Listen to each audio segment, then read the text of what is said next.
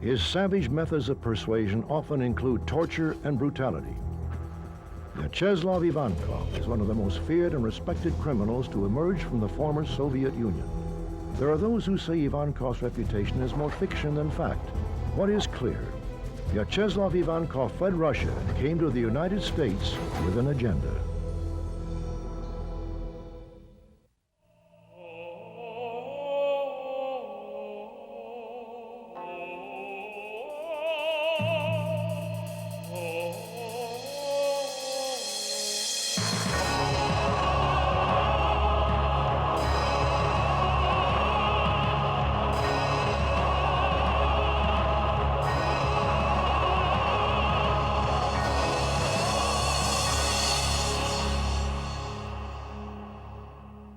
During the days of communist Russia, the government did not officially acknowledge the existence of organized crime.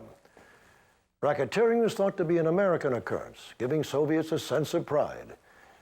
But towards the end of perestroika, a strange new phenomenon began to surface. Restaurants were blown up, people were gunned down in the streets. Rumors of a Russian mafia began to circulate throughout the Soviet Union and the world. In 1996, the U.S. government scored a major victory with the conviction of alleged Russian crime boss, Vyacheslav Ivankov. Vyacheslav Ivankov was born in the early 1940s in the Soviet Republic of Georgia. As a child growing up in Moscow, he resisted the rhetoric of communism and the reputed greatness of Stalin. Many of Ivankov's family members, including his grandfather, had suffered immensely under the ruthless dictator.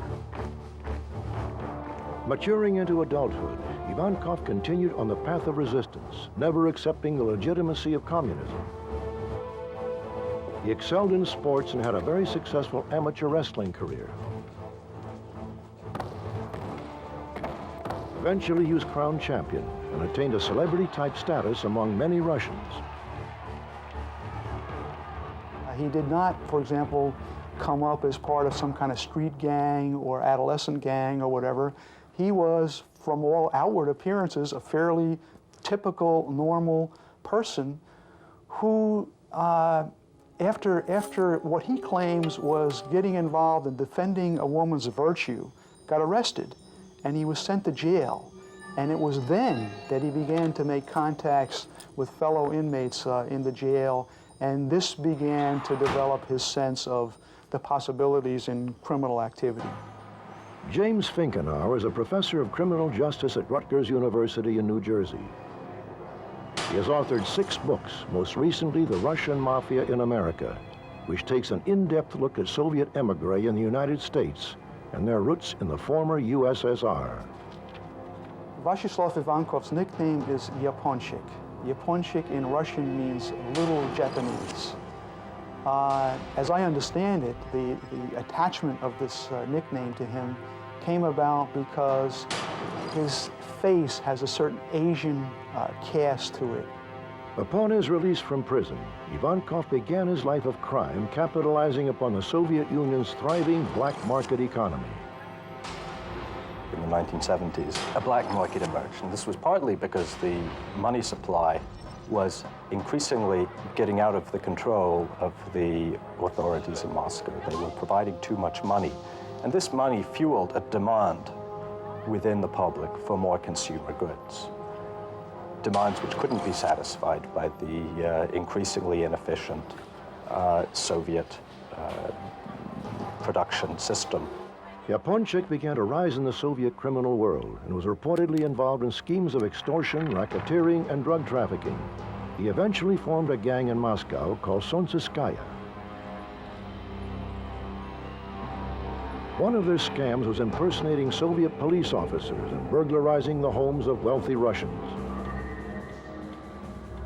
People would have reported burglaries or whatever. They would go in to investigate these burglaries, and then they would steal stuff out of the home. They saw this, this role playing as police officers as being an avenue to get into, commit criminal activity.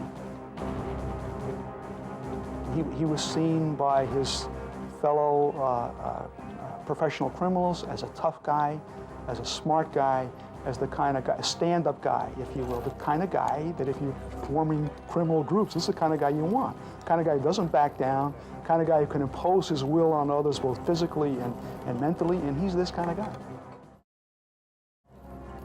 In 1981, Ivankov was arrested and convicted for robbery, drug trafficking, possession of firearms, and forgery. He was sentenced to serve 14 years in one of the Soviet Union's toughest Siberian prisons. While in prison, Ivankov's stature and reputation continued to grow. He was a hardened criminal who stood up to communists and fought to reform the Soviet prison system. Admired by other prison inmates, Yaponchik was elected to the status of vor v zakonie, or thief-in-law, a position held by an elite few professional criminals who are powerful, charismatic, persuasive leaders. These are professional criminals who reject any relationship or involvement with what they consider to be the establishment. They refuse to cooperate with the authorities in any way. They refuse to work. They refuse to participate in education. They just simply reject all formal status quo, initiatives. And they adopt a life of crime, reject their family, family ties, all those kinds of things. Jim Moody is a former Deputy Assistant Director of the FBI Criminal Investigative Division. He spent nearly 30 years fighting organized crime and is believed to be the first FBI agent to officially visit the Soviet Union. Yaponchik was a thief-in-law. He went through the coronation ceremony. He had been serving a prison sentence in a Soviet prison for torturing and extorting individuals out of their money. So he was a great extortionist, and it was in Russia, and that's what we were convicted for last time. Like his predecessors, Ivankov conducted business from prison. Reportedly, he fought for a more aggressive participation in drug trafficking and advocated a war against the Chechens and other gangs in order to break their drug monopoly. While Yaponchik was serving his time in prison, the Soviet Union was undergoing massive progressive reforms by its newly elected leader, Mikhail Gorbachev. Gorbachev's reforms in the 1980s were an absolute prescription of how to make an organized crime problem. I mean, the first thing he did the month he came into office was institute prohibition. And that allowed organized criminals to acquire 10% of the national revenues each year. There was an enormous amount of capital flight from Russia during these years, including money which belonged to the Communist Party, which disappeared into foreign bank accounts. In 1991, Ivankov was released from prison. In that same year, the curtain finally dropped on the Soviet Union, which signified the end of an era. The Federal Bureau of Investigation was informed by the Russian Ministry of Internal Affairs that Ivankov was sent by other vori, or thieves, to the United States. His mission to take control and organize Russian criminal activities in America. But in order to better understand Ivankov, you must first understand the origins of Russian organized crime.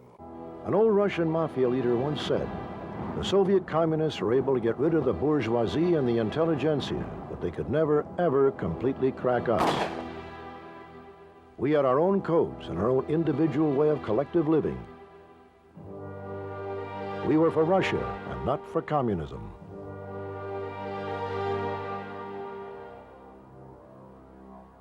By the turn of the 20th century, Russia's borders extended from Afghanistan to China, with extensive territory along the Pacific coast.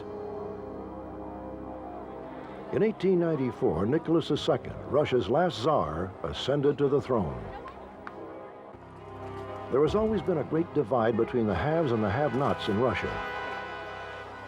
After the Russo-Japanese War, Nicholas II was forced to make concessions to reformers, including the creation of an elected legislature called the Duma. With the industrialization of many Western cities, Russian workers began to organize into local political organizations, or Soviets, united under the Social Democratic Party. In 1912, the Social Democratic Party divided into two separate parties. The radical Bolsheviks led by Vladimir Lenin, and the more moderate Mensheviks. Russian organized crime was always, from the beginning of this century, very closely tied with the government. Veteran foreign correspondent Stephen Handelman spent 6 years in Moscow as a bureau chief for the Toronto Star. He is the author of Comrade Criminal, which takes a comprehensive look into post-Soviet organized crime.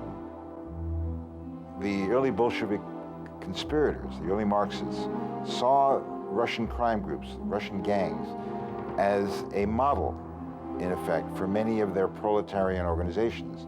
One of the reasons was because of their very close hierarchical paramilitary structure. They were almost impenetrable to outsiders. They were very small groups, small cells, who were very effective in what they did. We know that both Lenin and Stalin saw value in using the early crime groups, the early criminal societies, as a way of furthering their own cause. The Russian Revolution came about for one important reason, and that was the impact of the First World War, which led to enormous human and physical losses, which disorganized the political system and which weakened the Tsar. Although the Bolsheviks had great support in Moscow and St. Petersburg, they were by no means in control of the country, which collapsed into civil war. Many of the early Russian crime groups began fighting against the early Bolsheviks, and they began operating in all parts of the country, harassing communist officials. After the death of Lenin in 1924, Joseph Stalin became dictator of the newly formed Union of Soviet Socialist Republics, or U.S.S.R. A decade and a half later, Vyacheslav Ivankov was born under Stalin's ironclad rule. Young Ivankov would suffer great family losses due to the strict totalitarian policies of Eastern Europe's most feared ruler. Today, you find some of the older veteran gangster leaders calling themselves the early dissidents. They were the real dissidents of the Soviet state because they actually felt that the communist system was anti-Russian, anti-God, just about everything they believed in. They saw themselves as the real carriers of the Russian tradition. They themselves called the Vorovskoy Mir, which is the thieves' world. And it was a world of very small, tightly organized criminal groups which were brought together by a very strict and hierarchical code. The leaders of these groups, who were called the thieves in law, which meant really thieves within their own law, they were called vori.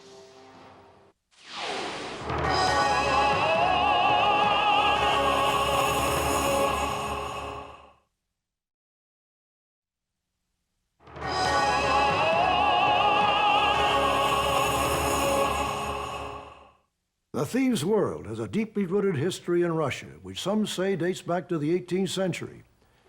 It is a legacy of political resistance and lawlessness that can also be linked to Vyacheslav Ivankov. The vor or thief is bound by a strict code of honor. The Vorovskoy Zakon, or thieves' code. He must forsake his family, refrain from marrying or having a family of his own. This does not preclude him from having a lover. He must never work. He must survive by criminal activities alone, help other thieves, and recruit and train young beginners in the trade. Limit his drinking and not amass gambling debts that he cannot cover. The thief can have nothing to do with the authorities or serve in the military. He must keep his promises made to other thieves and abide by punishment determined by other thieves-in-law. The thieves-in-law survived the gulag of the Stalinist labor camps and maintained their traditions of future thieves-in-law. Within 1 century, Russia had experienced 2 revolutions, the latter having a transnational crime effect which quickly spread across the globe. In America, Russian organized crime activities have been reported in more than 20 states, with staggering economic criminal activities in New York, Los Angeles, San Francisco, and Miami. In 1991, Ivankov was released from a Siberian prison after serving only 10 years of his original 14-year sentence. Like so many prominent Russian mobsters in the late 1980s, he had high-level political connections. Again, the claim, the basis of his ostensibly early release from prison is that he, through some others, bribed the judge to order his release. He consequently did get his release. He was well connected at high levels. For example, one of his contacts was with a person by the name of Yuri Cherbanov. Yuri Cherbanov was Brezhnev's son-in-law. Cherbanov himself ultimately went to prison for being involved in various kinds of frauds and schemes in Uzbekistan. But it shows you that Ivankov is not a nobody, that Ivankov, because nobodies were associated with people like the son-in-law of the head of the Soviet Union. It has been reported that soon after Ivankov's release from prison, a meeting of major significance took place in a region called Vedensovo, outside of Moscow, in December of 1991. In the last month of 1991, the same month that the hammer and sickle came down over the Kremlin, a large group of Soviet Mafia leaders, Russian Mafia leaders, met in Dasha, outside Moscow. They'd had many councils and many meetings in the past. This was one of their ways of arranging the government, so to speak, or the governing bodies of crime in the old Soviet Union. And on their agenda, on the top of the agenda, was what to do as the system was imploding around them. These powerful Russian mobsters gathered to plan the criminal migration into the U.S. The individual allegedly chosen to organize the Russians' criminal enterprises in the United States was Russian high-ranking Vor, Vyacheslav Ivankov. So in this meeting and over a series of other meetings in 1992, the early part of 1992, they began working out how to develop a new structure. But with this structure came conflicting interests for the first time among the various groups. By early 1992, Ivankov had entered the U.S. and settled in the Brighton Beach section of Brooklyn, New York. Brighton Beach houses one of the largest Russian communities outside of Russia's borders. Sometimes referred to as Little Russia or Little Odessa, it is frequently cited by the New York press as the hub of Soviet emigre organized crime. In the early part of the 80s, Brighton Beach in Brooklyn became a focal point for Russian immigration. Well, Brighton Beach is really the premier Russian community in the United States. This is where that most of the emigres who came, and they've come in various waves, but particularly those who came in the 1970s, when you had an opening up of the emigration by Jews from the former Soviet Union.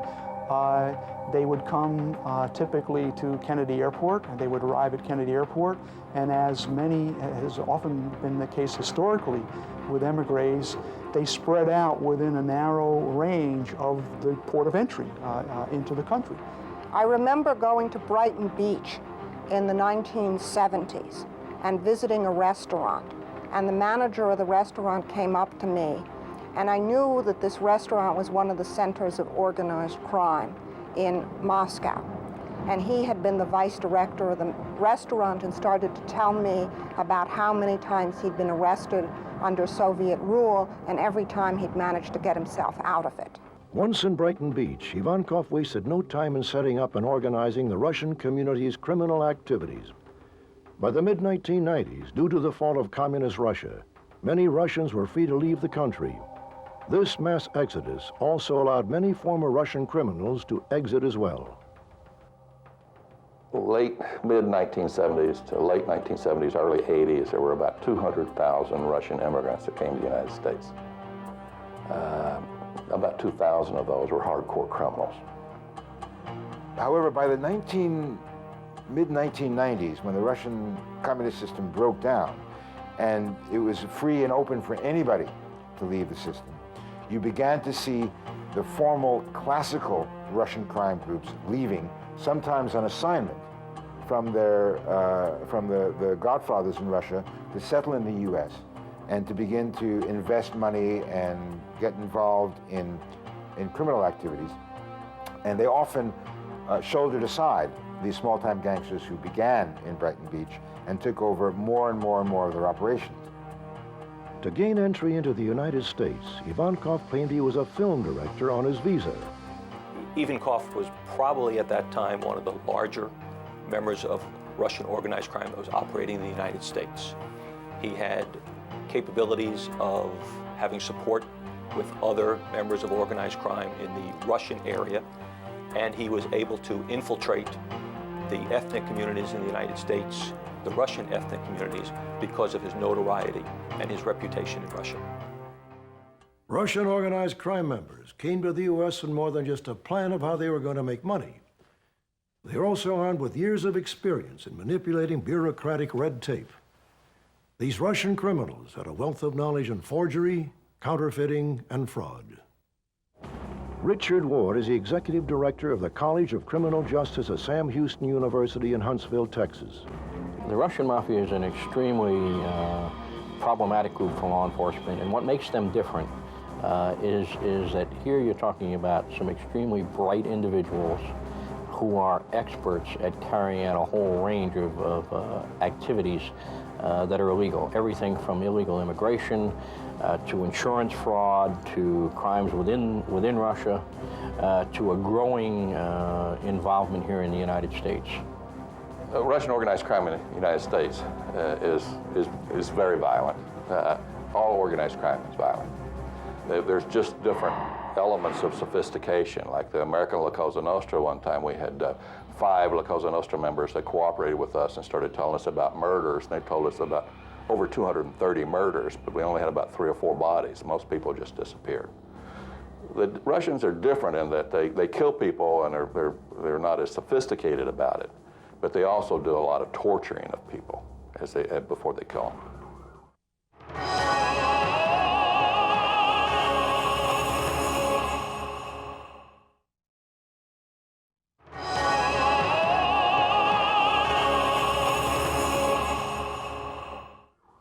One of their most profitable and sophisticated schemes was so complex, it confounded all but the highest levels of law enforcement.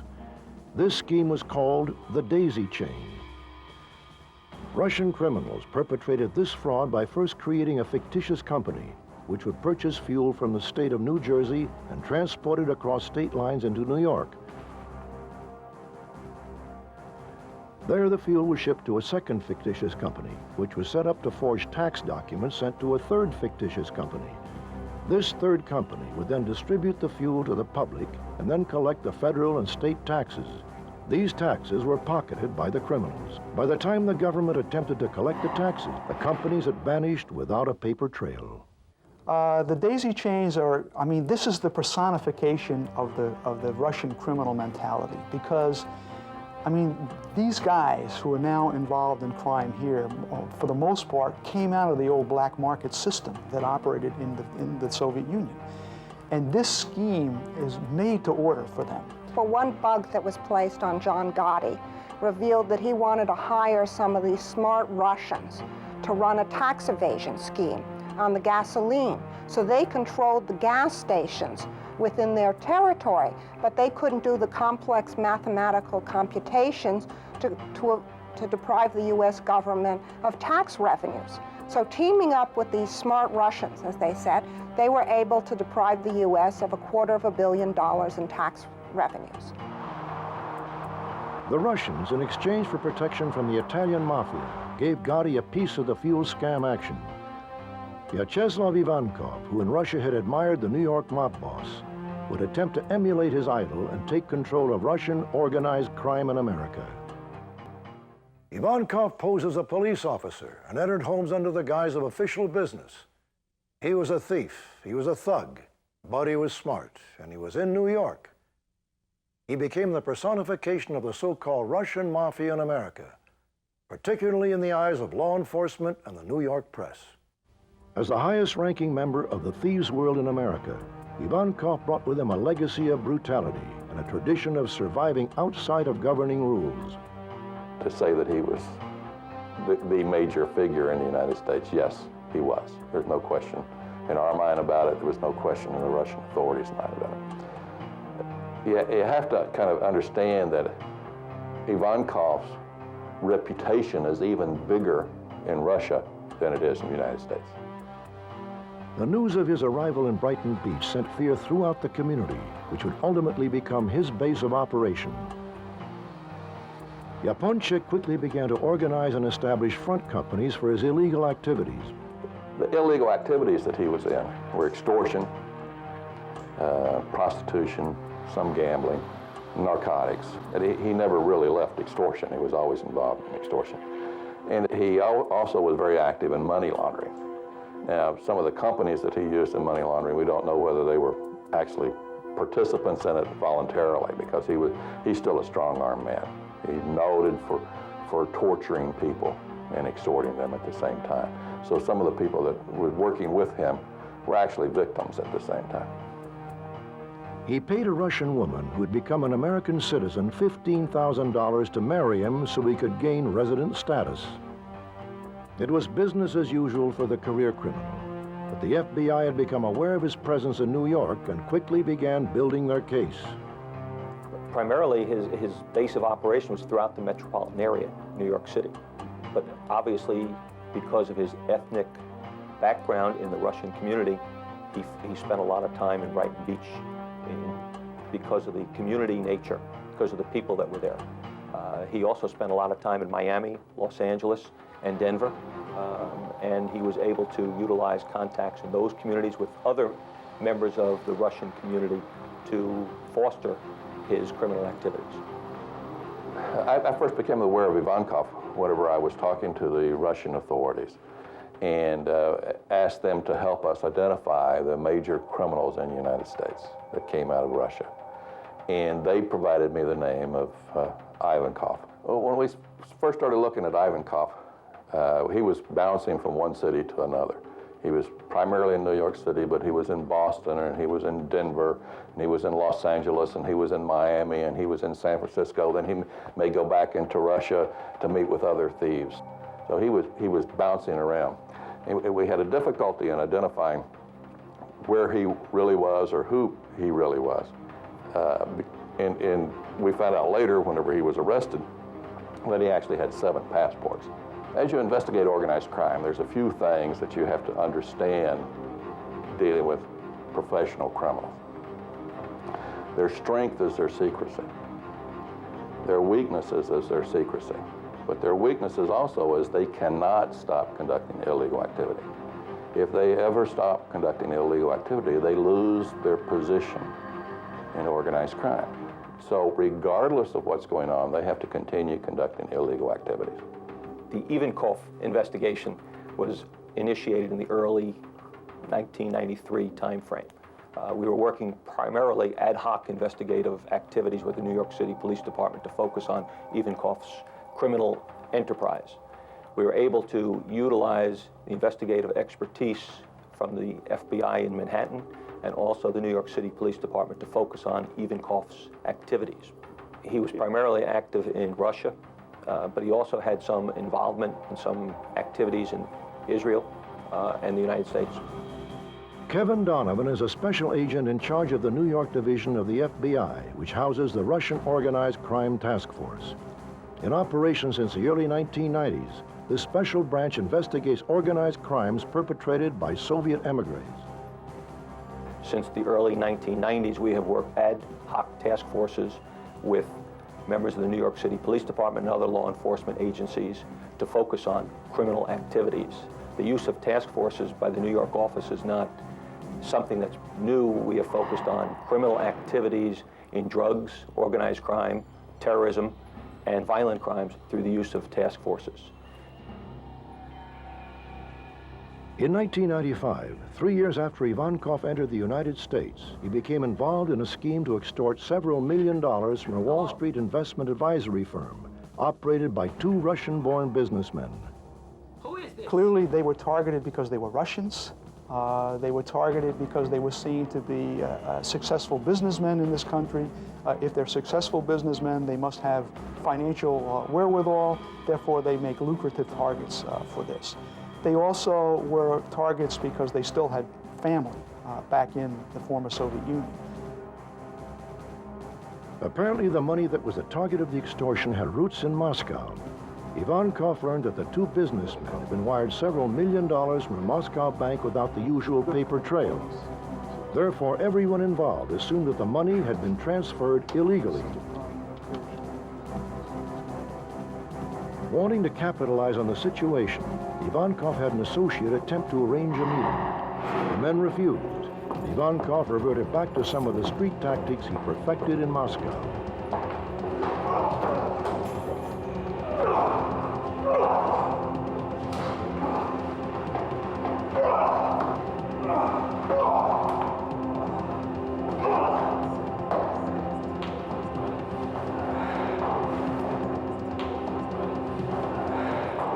The father of one of the businessmen was beaten to death on a Moscow subway station platform.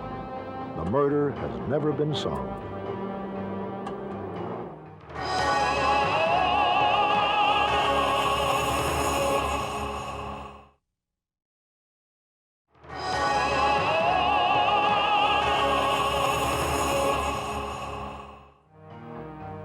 It became brutally apparent that there was no way of escaping Ivankov and his associates. Or was there?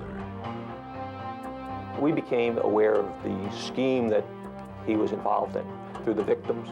The victims came forward, and as a result of the victims' cooperation, we were able to again engage in sophisticated investigative techniques to bring this case to a logical conclusion.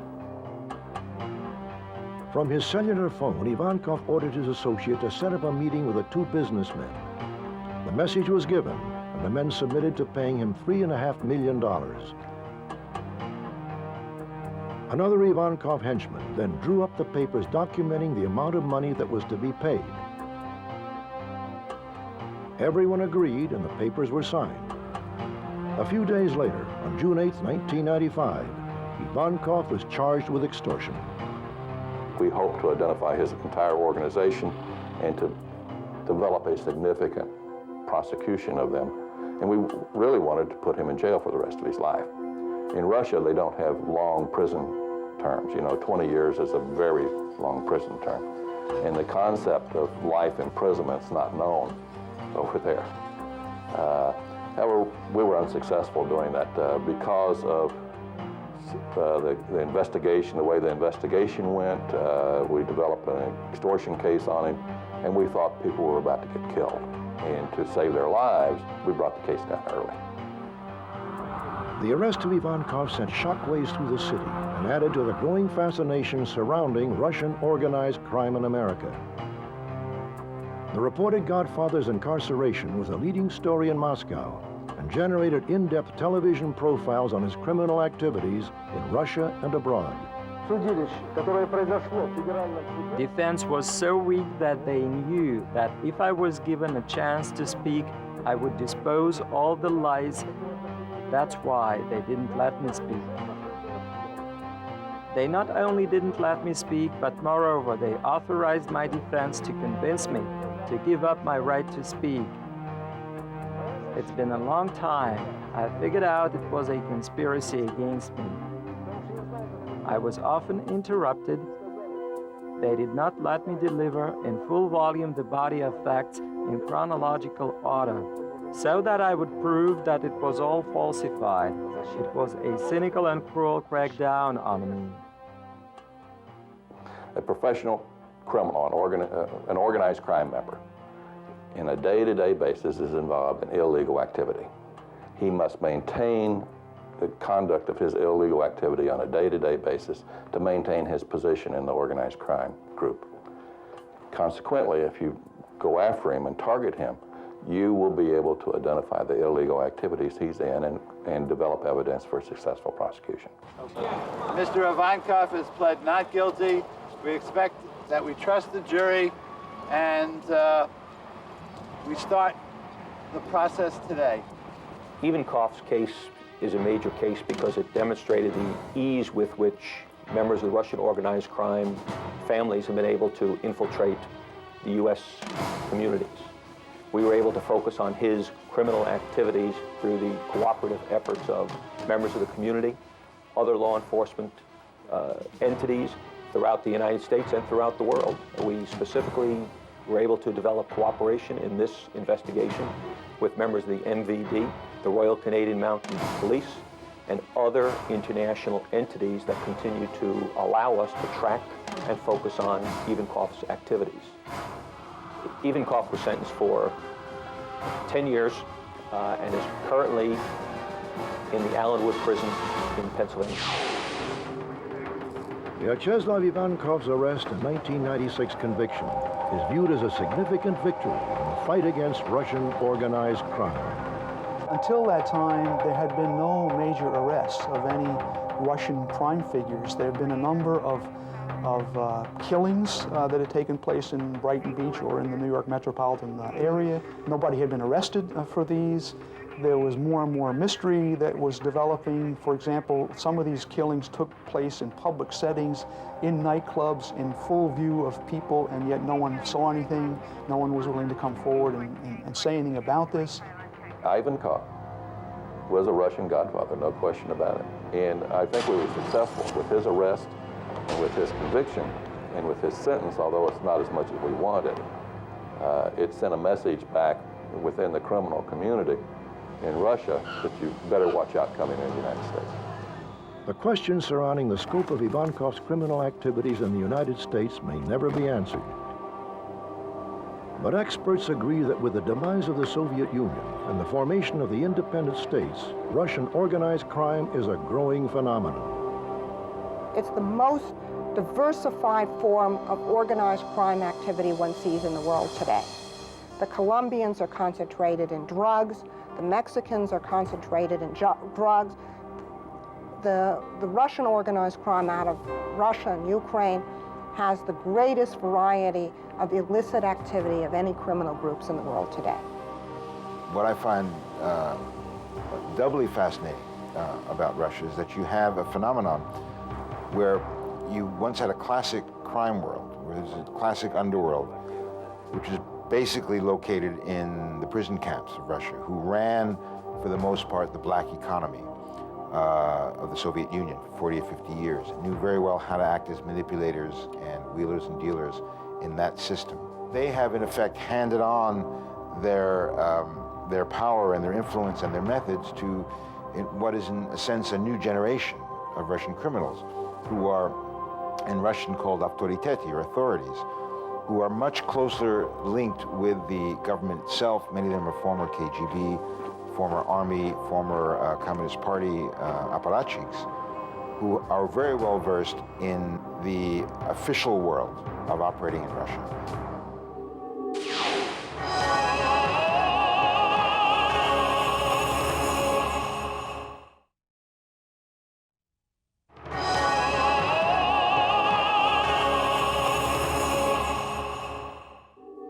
Handelman calls them comrade criminals because they have one foot in legitimacy while the other foot walks in the underworld that thrived in the shadows of communism.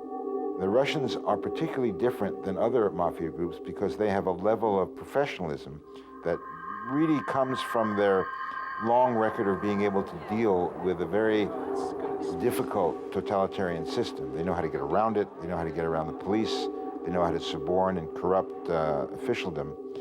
And most of them are quite shrewd and intelligent businessmen. Part of the problem, as we've seen, is the laundering of Russian money into legitimate businesses and their criminal activity through legitimate businesses. What is especially pernicious for the former Soviet Union is that the money moves only out. In Italy and Colombia and Mexico, organized crime groups invest in the country, but they don't invest hardly anything in any of the countries of the former Soviet Union. So they're just parasites on their economy without returning any of the capital. A lot of business transactions are cleared in Russia in offshore banks, in Cyprus and in other offshore havens. The reason for this is quite simple: to avoid paying taxes. The Mafia does this, but also perfectly public businesses, private businesses do so. In part it's illegal, but there are ways of using offshore havens which are not illegal. The reason is just straightforward profit maximization. If you pay less tax, you have more profits to keep. And that's essentially why some islands in the Mediterranean have been making so much money at the expense of the Russian economy. Post-Soviet organized crime is involved in all kinds of activities. You can find them in the construction industry in different parts of the world. That's one of the prime areas they've moved into to launder money. You can find them in the stock market. We just had a criminal convictions of organized crime manipulating stocks, which is sort of the most advanced side of organized crime activity that you'll see. There are just so many ways for organized crime to obtain huge amounts of money very quickly in an undeveloped, inexperienced banking system. There was always a Russian mafia. It's not like it's new. It's just that the breakdown, if you will, of the social structure, the breakdown of the economy offered opportunities for the organized criminal groups to take over. And they've taken over a whole large segments, if you will, of the economy. There isn't global law enforcement. That's the problem. And so therefore, there isn't an international law enforcement effort that is capable of addressing this problem. The United States is gearing up to fight organized crime, but they're dependent on dealing with the law enforcement of other countries. And sometimes these crime groups are committing their activities in 7 or 8 different countries simultaneously.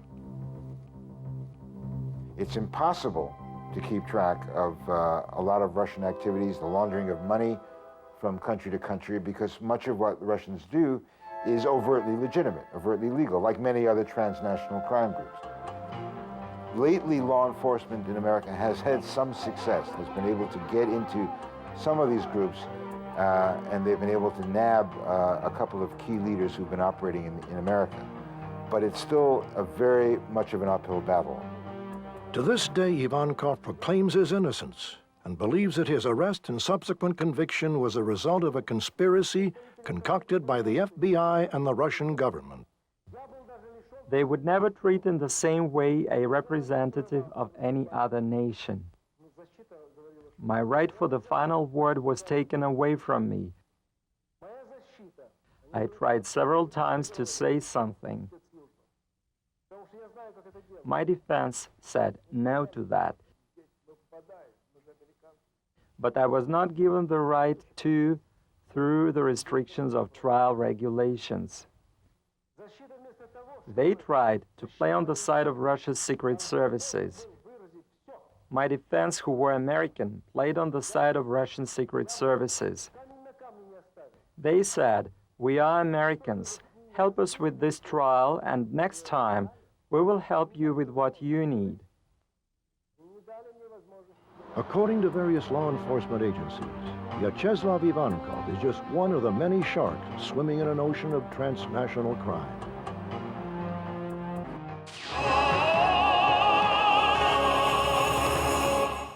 It is estimated that Russian organized crime is operating in 50 countries around the world. Well, I can hardly think of any place in the world that they don't operate. I mean, one of the things that they're extremely good at is operating in offshore islands in the Caribbean or the South Pacific that you may never even have heard of. The challenges facing law enforcement in dealing with organized crime really focus on communication, intelligence, and cooperation in the legal systems. We don't have an international court, criminal court, for example, so there's no place to take criminals, if you will. So jurisdictions change. One of the real problems is the legal definitions of crime. What is a crime in one country might not be a crime in another country. But according to author Stephen Handelman, the greater threat is to the stability of Russia itself. The one thing that has to be emphasized is that although Russians have come to the United States, Russian criminals have come to the United States in great numbers, this for them is not a major center, the United States for them is not a major center of operations. For them it's a good place to bank, it's a good place to keep money in case things get really bad, but their interest and their attention is still focused on the power politics of Russia, where the fight for the spoils of the old Soviet system still goes on, and where people are still in a vicious fight for power and for economic control of Russia's resources. According to the Russian Ministry of Internal Affairs, roughly 2/3 of the Russian economy is under the sway of crime syndicates. Swiss banks are estimated to hold $10 billion of Russian organized crime money. Russia has truly become a superpower of crime, and Vyacheslav Ivankov is just one figure in a country riddled with criminals. I'm Robert Stack. Thanks for joining us.